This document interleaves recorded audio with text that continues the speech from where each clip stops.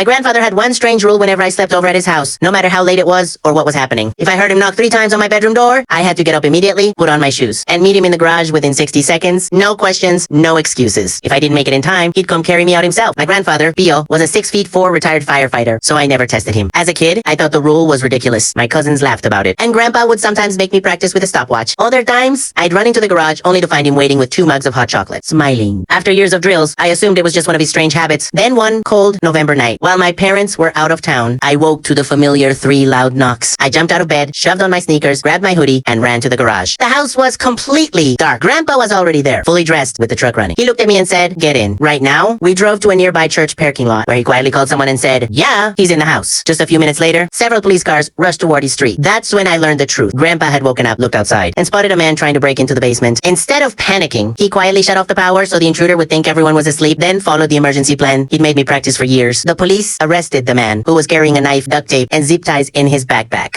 He later told Grandpa that getting me out of the house so quickly may have saved my life. On the drive home the next morning, I finally asked him why he'd invented that strange rule. He stared at the road for a moment and said, "When I was a firefighter, I rescued a lot of kids from dangerous houses. The ones who survived were the ones who had practice and didn't waste time asking questions." Then he smiled at me and said, "I just wanted you to be one of the ones who made it." Kid, I'm 26 now. Grandpa Bio passed away 2 years ago. But every time I hear 3 knocks on a door, I still remember the lesson that once saved my life.